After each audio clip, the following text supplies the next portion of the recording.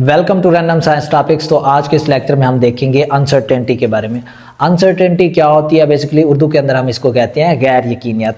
Physics के अंदर uncertainty से मुराद होता है जो मेजर्ड वैल्यू है एक्चुअल वैल्यू से कितनी दूर है, ठीक है, उसको हम क्या कहते हैं? अनसर्टेनिटी कहते हैं।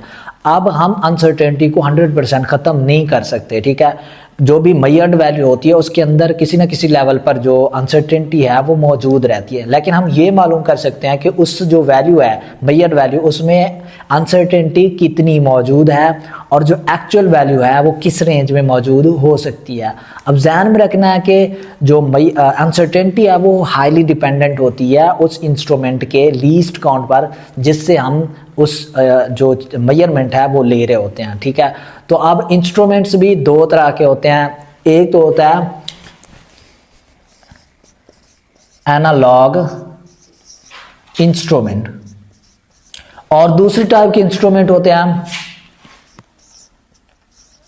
डिजिटल इंस्ट्रूमेंट्स, ठीक है। अब एनालॉग इंस्ट्रूमेंट की अनसर्टेनिटी निकालना और जो डिजिटल इंस्ट्रूमेंट है उसकी अनसर्टेनिटी निकालने में थोड़ा सा फर्क होता है। तो किस तरह से हम एनालॉग इंस्ट्रूमेंट की अनसर्टेनिटी निकाल सकते हैं? तो जैसे कि मैंने पहले भी बताया है कि जो अनसर्टेनिटी है उसको निकालने के लिए हमारे पास लीस्ट काउंट का मालूम होना लाजमी होना चाहिए, ठीक है। तो मिसाल के तौर पर एनालॉग इंस्ट्रूमेंट, ठीक है, उसकी जिसकी जो है ना लीस्ट काउंट कितना है वो 0.1 सेंटीमीटर है। तो हम इसकी अनसर्टेनिटी कैसे निकाल सकते हैं? तो जो अनसर्टेनिटी एब्सोल्यूट अनसर्टेनिटी, ठीक है, उसका जो निकालने का तरीका है एनालॉग इंस्ट्रूमेंट के अंदर वो क्या होता है कि हम क्या करते हैं, जो लीस्ट काउंट है, ठीक है, उसमें हम क्या कर देते हैं 2 पे डिवाइड कर देते हैं। प्लस माइनस भी हमने लगाना होता है लाजमी, ठीक है। अब ये प्लस माइनस इसलिए ज़रूरी होता है क्योंकि हमने क्या करनी होती है, रेंज मालूम करनी होती है एक्चुअल वैल्यू की, ठीक है। तो यहाँ पर लीस्ट काउंट 0.1 है, तो क्या करेंगे, इसको 2 के ऊपर डिवाइड करेंगे तो हमारे पास जो एब्सोल्यूट अनसर्टेनिटी है वो क्या आ जाएगी 0.05, ठीक है। प्लस माइनस भी लाजमी लगाना है। तो ये हमारे पास क्या आ गई है, एब्सोल्यूट अनसर्टेनिटी आ गई है, ठीक है।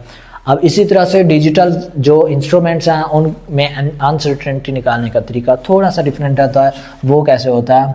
अब एब्सोल्यूट अनसर्टेनिटी मिसाल के तौर पर सेम ही है, इसका भी जो लीस्ट काउंट है वो 0.1 है, तो इसका भी 0.1। तो डिजिटल इंस्ट्रूमेंट के अंदर क्या होगा, थोड़ा सा फ़र्क आएगा। वो क्या आएगा, यहाँ पर हमने क्या करना है, प्लस माइनस लगाना है और उसके अंदर क्या लिखना है 1 लीस्ट काउंट, ठीक है। तो इसको हम कैसे हल करेंगे, एब्सोल्यूट अनसर्टेनिटी, ठीक है, यहाँ पर प्लस माइनस लगाएंगे और 1 इसको मल्टीप्लाई कर देंगे इसके लीस्ट काउंट जो कि कितना है 0.1 है। तो जो है ना हम क्या निकाल लिया है हमने, इसका जो अनसर्टेनिटी है वो भी कितनी आएगी 0.1 ही आएगी। मिसाल मतलब कि जो डिजिटल इंस्ट्रूमेंट्स होते हैं उनका जो लीस्ट काउंट होता है प्लस माइनस के अंदर वही उसकी एब्सोल्यूट अनसर्टेनिटी होती है। अब हमने ये मालूम कर लिया है कि किसी भी इंस्ट्रूमेंट की हम एब्सोल्यूट अनसर्टेनिटी कैसे मालूम कर सकते हैं। अब हमने ये देखना है कि जो मेजर्ड वैल्यू है, ठीक है, उसकी जो रेंज है एक्चुअल वैल्यू के साथ तो वो कितनी होती है। मिसाल के तौर पर हमने अब इसको रहने दे, ठीक है, डिजिटल मिसाल के तौर पर हमने एक वैल्यू है मेजर्ड वैल्यू मेजर किया है किससे, एनालॉग इंस्ट्रूमेंट से। एनालॉग कैसे इंस्ट्रूमेंट्स होते हैं अब ये फ़र्क क्यों आ रहा है, 2 पे डिवाइड क्यों किया, यहाँ पर हमने 2 पे डिवाइड नहीं किया, तो ये इसलिए क्योंकि एनालॉग इंस्ट्रूमेंट्स के अंदर ह्यूमन एरर पॉसिबल होता है, क्योंकि ये ऐसे इंस्ट्रूमेंट्स होते हैं जिनके ऊपर स्केलिंग की होती है, वहाँ से हमने रीड करना होता है, जैसे वर्नियर कैलिपर, रूलर वगैरह हो गया, ठीक है।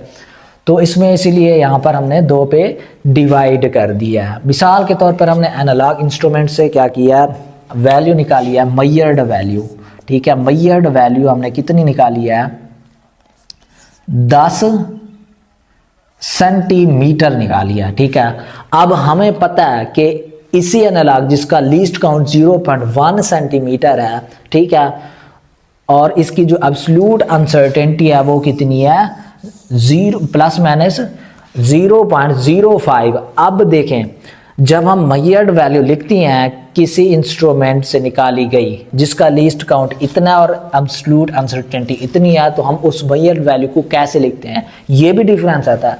अब यहाँ पर हम 10 सेंटीमीटर नहीं लिखेंगे, मेजर्ड वैल्यू वो कितनी लिखेंगे हम। देखिए यहाँ पर अनसर्टेनिटी के अंदर जो डेसिमल पॉइंट्स हैं 1 2 2 आ रहे हैं, ठीक है, तो हम क्या लिखेंगे 10.00 सेंटीमीटर लिखेंगे। ये भी फर्क जहन में रखना है आप लोगों ने, ठीक है। अब ये हमारे पास क्या आ गया, मेजर्ड वैल्यू आ गई है। अब हम रेंज कैसे निकालेंगे, ठीक है, रेंज ऑफ एक्चुअल वैल्यू ये हम कैसे निकालेंगे।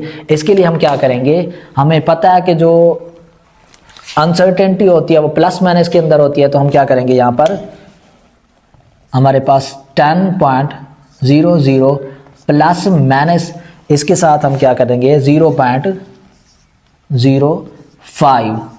तो इसको हम क्या करते हैं, इससे हम किसी भी जो एक्चुअल वैल्यू है उसकी हम रेंज मालूम कर सकते हैं। तो इसको मज़ीद कैसे हल करेंगे, सबसे पहले हम क्या करेंगे, इसको माइनस कर देंगे इस वैल्यू को 10.00 माइनस 0.05, ठीक है। उसके बाद ये रेंज है, ये यहाँ से लेकर, ये माइनस नहीं है, इसको रेंज कहते हैं, ठीक है। तो यहाँ पर हम क्या करेंगे 10.00 प्लस कर देंगे अब 0.05, ठीक है।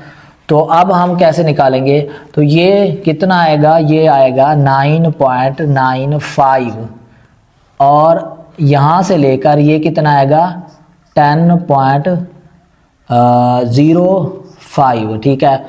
तो अब देखें यहाँ पर जो रेंज है, ठीक है, रेंज ऑफ एक्चुअल वैल्यू। अब देखें, अब एक्चुअल वैल्यू हमें एग्जैक्ट नहीं पता, लेकिन इसका जो लीस्ट काउंट है, इसकी जो अनसर्टेनिटी है, उससे हमने ये पता चलाया है कि जो लीस्ट इसका जो एक्चुअल वैल्यू है वो 9.95 और 10.05 के दरमियान हो सकती है, ठीक है। अब आई होप कि आपको समझ आ गया होगा कि जो रेंज है या फिर जिसकी अनसर्टेनिटी है किसी भी इंस्ट्रूमेंट की कैसे निकाल सकते हैं और मेजर्ड वैल्यू को किस तरह से लिखते हैं, ठीक है। तो मेजर्ड वैल्यू को लिखने का तरीका यही होता है कि जिस इंस्ट्रूमेंट से हमने वो मेजर की है उस इंस्ट्रूमेंट की जो एब्सोल्यूट अनसर्टेनिटी है उसमें डेसिमल पॉइंट्स कितने हैं। यहाँ पर 2 है तो हमने यहाँ पर 10.00 सेंटीमीटर लिखा है, यहाँ पर 3 हो तो यहाँ पर तीसरी 0 भी लगा देते। अब हमें 2 डेसिमल पॉइंट्स तक तो पता है कि 10.00 है, ठीक है, लेकिन इसके बाद का नहीं पता, तो इसीलिए यहाँ पर हमने रेंज निकाली है कि जो हमारे पास एक्चुअल वैल्यू की रेंज है वो कितनी हो सकती है, ठीक है। तो ये तरीका है हमारे पास। अनसर्टेनिटी क्या होती है, उसको कैसे निकालते हैं, दो तरह के इंस्ट्रूमेंट्स के अंदर फ़र्क, और उसमें अनसर्टेनिटी निकालने का फ़र्क भी हमने देख लिया, और यहाँ पर रेंज ऑफ एक्चुअल वैल्यू निकालने का भी देख लिया, किस तरह से हम रेंज ऑफ एक्चुअल वैल्यू निकाल सकते हैं। आई होप कि आपको ये लेक्चर समझ आ गया होगा, ठीक है। तो अगर अभी भी कोई क्वेश्चन है तो आप कमेंट सेक्शन में क्वेश्चन पूछ सकते हैं। Thank you.